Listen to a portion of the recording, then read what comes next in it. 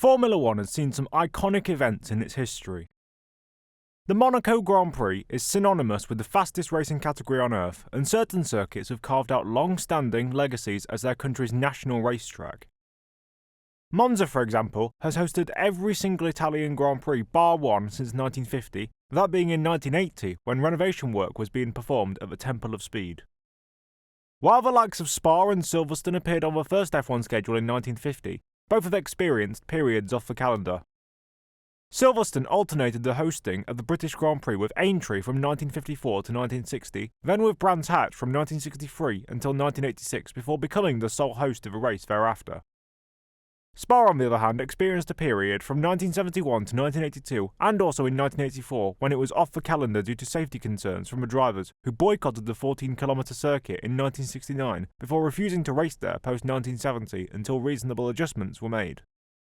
In the meantime, the Belgian Grand Prix moved first to the unimaginative Nivelles-Borla circuit in 1972 and 1974 before finding a more permanent alternative in Zolder, which was then phased out for Spa in the mid-1980s.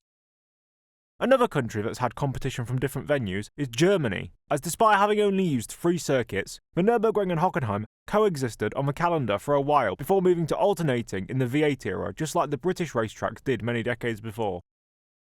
There were several times the Nürburgring race was referred to as the European Grand Prix, as it wouldn't make sense to have 2 events under the same name of the country they were in. This example gives a nice segue into the topic of today's video. I'm going to detail the times throughout history where F1 had to get clever with its race names. Juan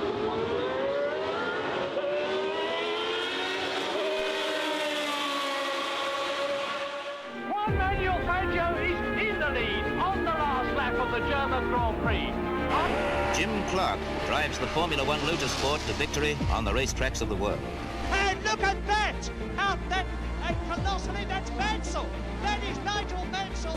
Alain Prost has taken the advantage. Senna is trying to go through on the inside, and it's happened immediately! This is amazing! Senna goes off at the first corner! And I've got to stop, because I've got a lump in my throat. The early years of Grand Prix were a lot less organised than nowadays. Coupled with the fact that at a maximum about 10 countries really knew what motor racing was in its infancy, it wasn't uncommon that each season's schedules would see 1, 2 or even 3 races in the same country on the unofficial season calendar, usually in France or the USA.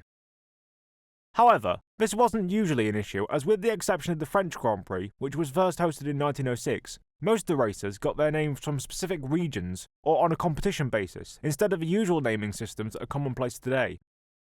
Names such as the Corsa Vetturette Madoni in the Italian region bearing the name of the latter word in that title, or the Tourist Trophy on the Isle of Man were commonplace, so calendar congestion in terms of geography wasn't an issue. As standalone events like the Targa Florio and Mille Miglia grew along with the Grand Prix branding up until the 1950s when the FIA codified the World Championship, both kinds of events coexisted on the Grand Prix schedules during the pre-war era without any kind of problem that I know of. However, with the advent of the first Formula 1 calendar in 1950, the first naming issue occurred.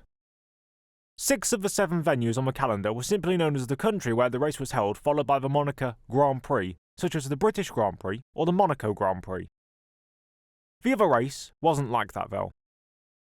The Indianapolis 500 was part of the F1 calendar from 1950 to 1960 because, as I mentioned in my previous video on Switzerland and their involvement in Grand Prix racing, the fastest race on Earth was plonked awkwardly onto the F1 schedule in order to divert away from the fact that every race apart from Indy in the quote-unquote World Championship was in fact in Europe.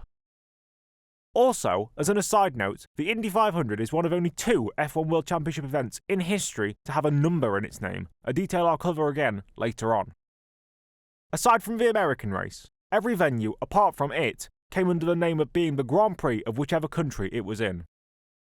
At least that was the status quo until 1957. The Suez Crisis caused the cancellation of the Belgian, Dutch and Spanish Grand Prix, justifying the FIA to basically accept any last-minute inquiries for replacement races. Thus, an event on the 25-kilometre Pescara circuit in Italy was organised to be the penultimate round of the year. As they already had the official Italian race at Monza, which would be the season finale, they had to choose a different name for the new venue. As it already had non-championship status from the pre-war era, it became known as the Pescara Grand Prix for its one-off appearance on the 1957 schedule, a race which was won by Vanwall's Sterling Moss. Another little bit of trivia from the race was that future three-time champion Jack Brabham was running out of fuel far away from the pits on the long lap, so he went into a petrol station on the side of a road and filled up like he was a regular civilian. I wonder if he went back to pay the clerk after the race. With the removal of the Indy 500 from the calendar ahead of the 1961 season, it became the first year where every race was a Grand Prix named after a country. This would remarkably remain the same for the next 15 years until 1976. The inclusion of the Long Beach circuit in California meant there was now 2 races in the USA on the calendar, as it was paired with the race at Watkins Glen. Thus, as one was in New York and the other was in LA, while the Glen kept the tagline of the United States Grand Prix, the Long Beach race adopted the name of the United States Grand Prix West. Along with the Indy 500, this is the only F1 event name not to end with the Grand Prix tag. I mean, technically, it did have the Grand Prix tag in it just wasn't right at the end because we had West there instead. At this point, I need a counter for how many times I've said the word Grand Prix so far.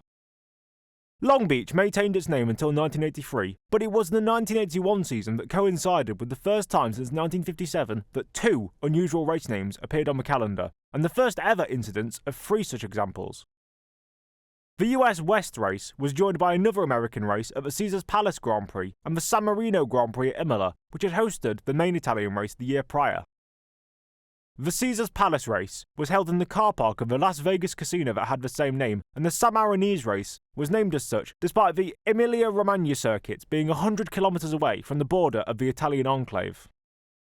You've got to love the FIA sometimes. The 1982 season saw the arrival of a 3rd American race on the calendar as the Detroit Grand Prix came to fruition. Luckily, unlike some of the other venues, it wasn't held in like Texas, so far away from where the title of the race indicates. This name isn't exactly unusual, but it was only the 5th non-congruent country-named Grand Prix in F1 history. Then in 1983, along came another non-country-based tagline. The European Grand Prix was held at Brands Hatch for the penultimate event of the year.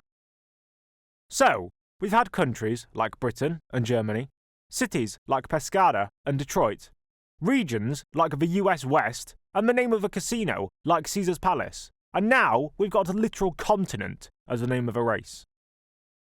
At least the European race was held in a European country and not in, like, Japan. The Dallas Grand Prix came and went in 1984, and then the European titled race fell off the calendar after 1985. It returned in 1993 for a second British race at Donington Park, after the provisional 1986 schedule included a second Spanish race at Jarama, which was later dropped. A European race at Jerez was also cancelled in 1992, but returned for 1994 and 1997, where it's most well known for hosting the title decider where Michael Schumacher took out Jacques Villeneuve on purpose. Also in 1994, a second Japanese race was held at TI Circuit Aida, and it was repeated the year after. I actually did a video on the 1994 season a couple of months ago if you'd like to check that out in the top right corner of your screen. After the cluster that was odd race names in the 1980s and 1990s, they died down in the 2000s, as there was only one new sovereign country event name, and it was the Abu Dhabi Grand Prix, held in one of the 7 Emirates of the UAE. When the European Grand Prix returned at Valencia from 2008 to 2012, and in 2016 at Baku, those 3 were the only non-congruent country race names in F1. Then, the dreaded world-ending virus came along. 6 new event names came along in the 2020 season alone, as the FIA rushed to double up on certain circuits and host multiple venues in the same country. The Styrian Grand Prix was held a week after the Austrian Grand Prix on the same circuit, then the same thing happened with the British Grand Prix and the 70th anniversary Grand Prix. Do you remember when I was talking about the Indianapolis 500 being one of only 2 Formula 1 World Championship races to have a number in its name? Well, this is the other. Then, the one-off Tuscan and Eiffel Grand Prix were held at Mugello and the Nürburgring GP circuit. On a side note, I think the German circuit I just mentioned is the track that has had the most differently named Grand Prix in history held at it. You've got the German, European, Luxembourg, and now Eiffel races, which adds up to 4 different race names for one track. Back to the 2020 calendar though, the Emilia-Romagna Grand Prix was held at Imola and the Sakir Grand Prix was held on the Bahrain Outer Circuit. There are no horrendous names on that list, as the FIA had clearly moved away from using the names of semi-distant countries and instead just used the names of regions or cities. Then in 2021, both Mexico City and Sao Paulo decided they want to bring more attention to their city instead of their countries, so they decided to name the Grand Prix of each after their cities. This birthed the Mexico City and Sao Paulo Grand Prix, meaning technically the Brazilian Grand Prix hasn't been held since 2019. Then, in recent years, Liberty Media has been expanding into the USA again, creating the Miami and Las Vegas Grand Prix in 2022 and 23 respectively.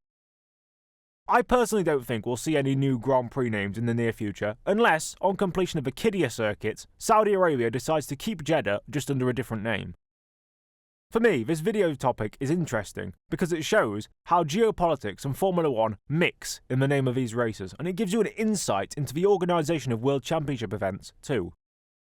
I didn't even touch on the non-championship Grand Prix names from the 50s to the early 80s because they're a different kettle of fish entirely. They were named after tracks, they were named after regions, they were named after literally anything you could think of. But with that being said, I think that brings today's video to a close. I hope you all enjoyed me nerding out over Grand Prix names, and if you did too, please remember to like, comment, and subscribe to enjoy more content from me in the future. Also, a big shout out goes to my Patreon subscribers, Andy Lamberts and Ayman Al-Dowdy, and if you want to simply support the channel or get videos early, along with other perks, subscribe to my Patreon and follow my Instagram with the links in the description. My Patreon starts at $1 per month. But without further ado, I'm Nedzo, and I'll see you all later.